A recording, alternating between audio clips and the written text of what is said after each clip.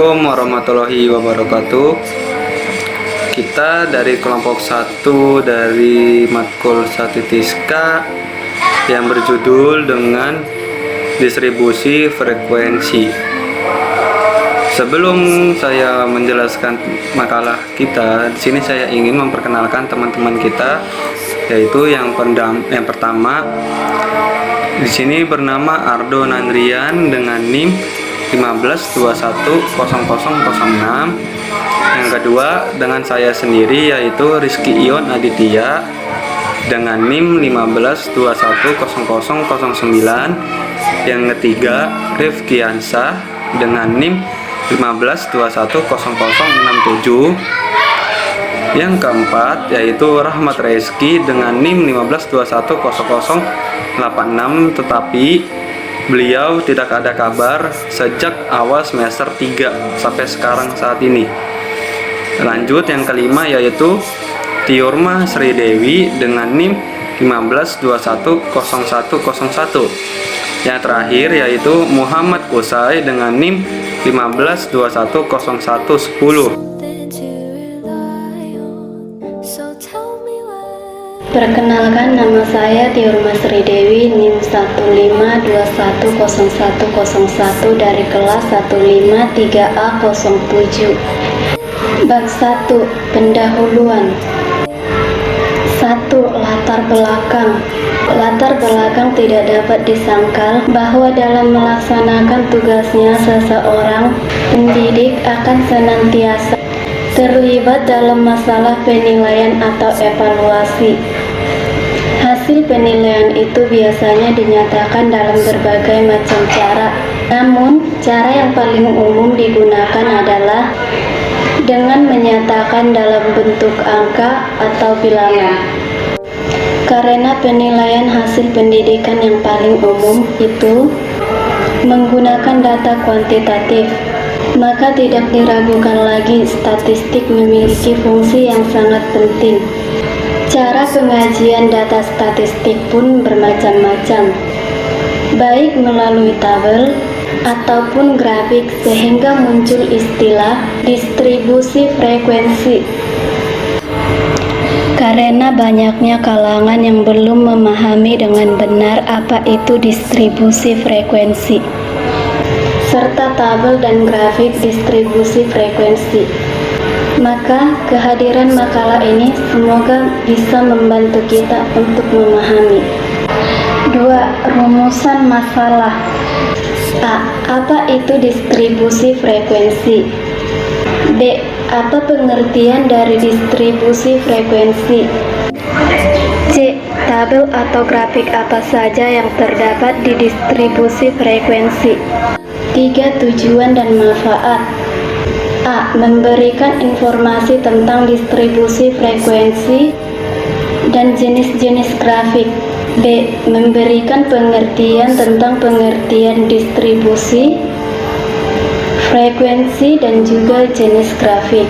C. Memberikan penjelasan tentang pengajian data dan jenis grafik 1.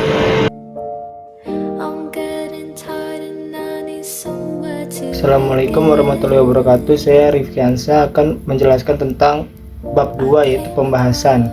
Yang pertama, pengantar. Setiap kali kita melakukan kegiatan pengumpulan data statistik, maka pada umumnya kegiatan tersebut akan menghasilkan kumpulan data angka yang keadaannya tidak teratur dan masih merupakan bahan keterangan yang sifatnya mentah. Dikatakan mentah sebab kumpulan angka dengan kondisi seperti yang disebutkan di atas belum dapat memberikan informasi secara ringkas dan jelas mengenai ciri atau sifat yang dimiliki oleh kumpulan angka tersebut.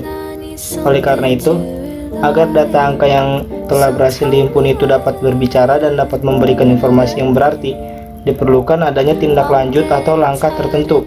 Tidak terlepas hubungannya dengan pernyataan di atas, maka salah satu tugas dari statistik sebagai ilmu pengetahuan adalah menyajikan atau mendeskripsikan data angka yang telah berhasil dihimpun itu secara teratur, ringkas, dan mudah dimengerti, sehingga dapat memberikan gambaran yang jelas.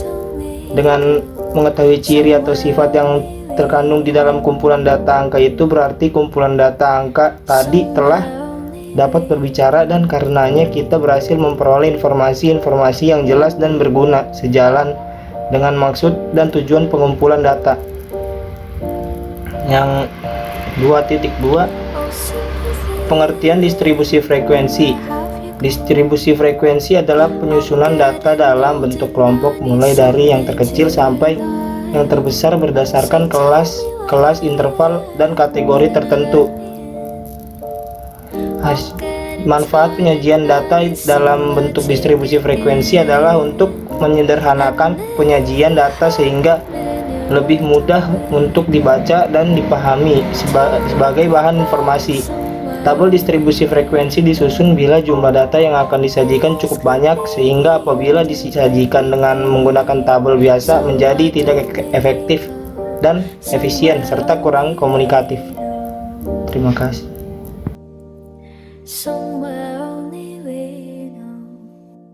Assalamualaikum warahmatullahi wabarakatuh. Saya Muhammad Kusai dengan NIM 1521010 ingin melanjutkan pembahasan di bab 2 pada bagian 2.3 tentang istilah-istilah distribusi frekuensi.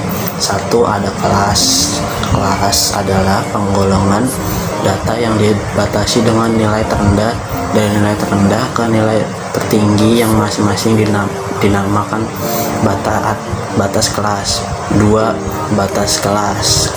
Atau kelas limit adalah nilai batas antar kelas dari setiap kelas dalam sejumlah distribusi terbagi menjadi state kelas limit, ujung kelas, dan kelas boundary, tepi kelas. 2a. State kelas limit adalah batas-batas kelas yang tertulis dalam distribusi frekuensi, terdiri dari lower class dan upper class. Yang B. Kelas boundaries adalah batas kelas yang sebenarnya terdiri dari lower class boundary dan upper class boundary. 2. Panjang kelas atau ukuran kelas, atau biasa disebut kelas interval atau kelas size, adalah bilangan-bilangan yang menunjukkan panjang lebar ukuran dari setiap kelas yang merupakan lebar dari sebuah kelas yang dihitung dan perbedaan antara kedua tepi kelas. 4. Frekuensi yang disebut frekuensi Inggrisnya adalah angka yang menunjukkan banyaknya data individu yang terdiri di dalam satu kelas. 5. Nilai tengah midpoint adalah bilangan-bilangan yang dapat mewakili kelas-kelas tertentu yang diperoleh dengan jalan atau cara meratakan batas kelas yang bersangkutan, dalam arti yaitu rata-rata hitung dari kedua batas kelasnya atau tepi kelasnya. Materi akan lanjutan dengan yang lain.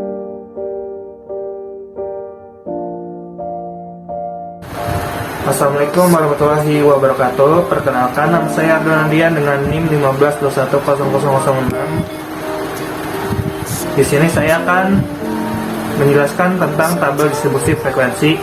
Untuk melanjutkan presentasi dari kelompok kami, di dalam dunia statistik kita mengenal berbagai macam tabel distribusi frekuensi.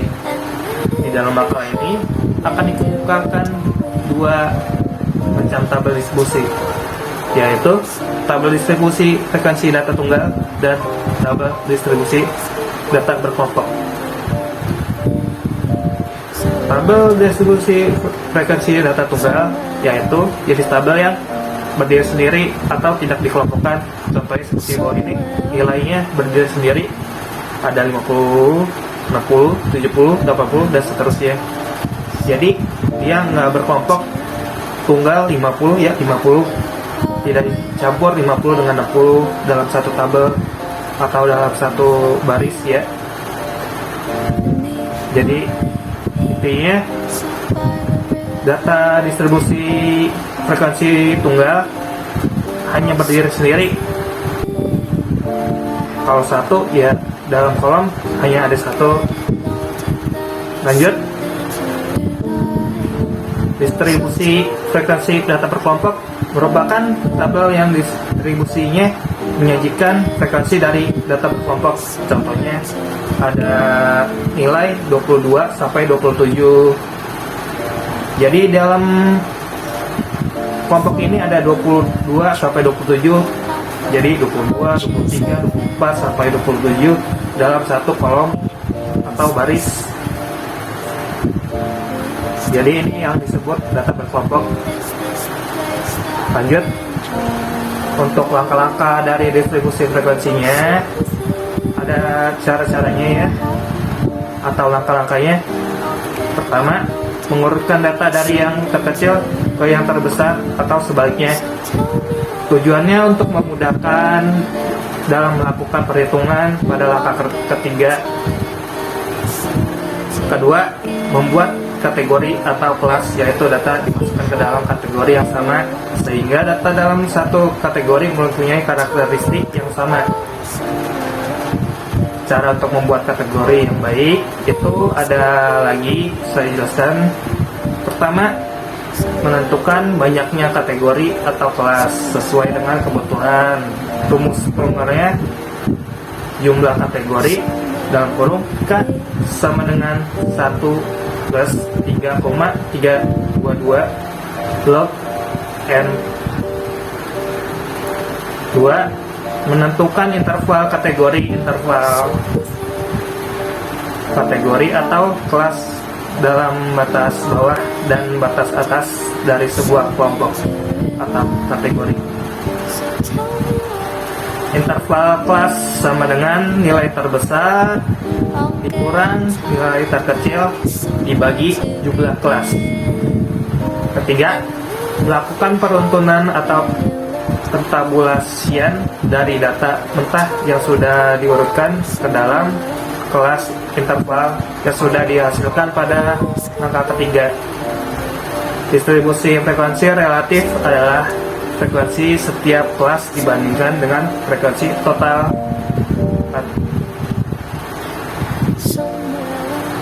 Saya rasa cukup dan sisanya akan dilanjutkan oleh teman saya. Terima kasih.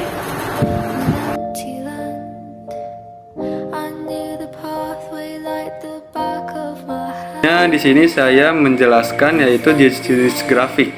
Di sini jenis-jenis grafik terdiri dari 3, yaitu kurva Ogive, grafik histogram, dan poligon.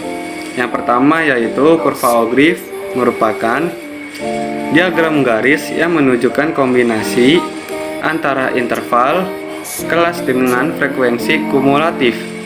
Kurva Ogive menunjukkan frekuensi kumulatif pada setiap tingkat atau kategori. Sumbu horizontal pada kurva Ogive menunjukkan tepi interval kelas dan sumbu vertikal menunjukkan frekuensi kumulatif. Kurva Ogive memudahkan kita untuk melihat frekuensi kumulatif baik dalam bentuk nilai absolut maupun nilai relatif pada tingkat atau interval tertentu.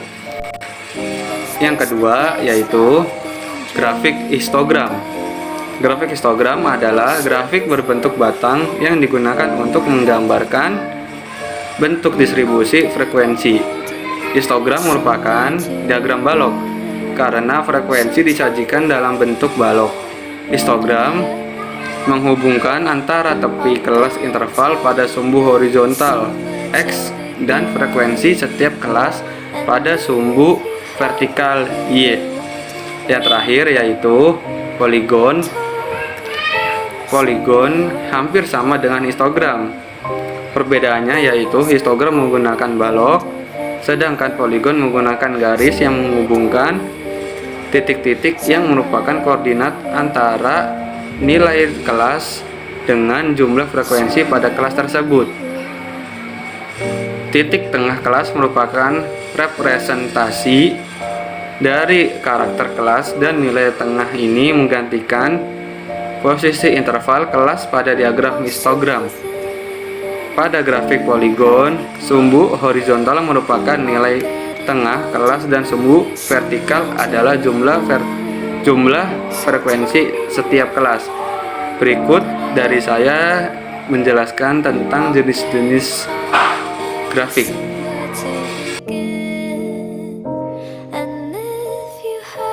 Ya, seperti itulah presentasi kelompok kami dalam membahas distribusi frekuensi. Kurang lebihnya mohon maaf. Assalamualaikum warahmatullahi wabarakatuh.